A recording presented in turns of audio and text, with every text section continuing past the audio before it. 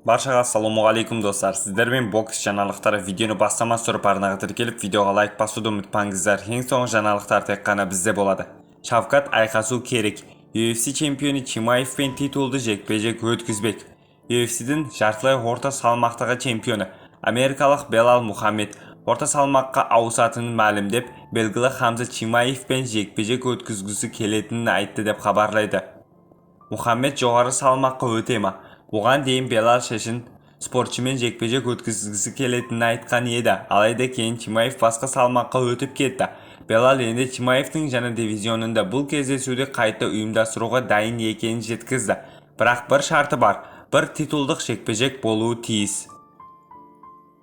Теге, палестиналық файтер бұл қалжыға жауап ретінде екеуінің ықтималы жекпе-жегін постер байланысты футболкамен түскен суретін жариялады. Ал Рахмоновша, айта кетейік, Белал Мухаммед қазақстандық Шавкат Рахмоновпен екі рет жекпе-жекке шығу керек болған, бірақ екеуі де өтпей қалды. Бірінші рет 2024 жылдың желтоқсанында UFC 310 турнирінде титулдық үшін жұдырықтасу керек еді, алайда чемпион аяқ жарақатын байланысты кездесуден бас тартты. Екінші рет бұл жекпе-жек 2025 жылдың мамыр айында жоспарланған болатын.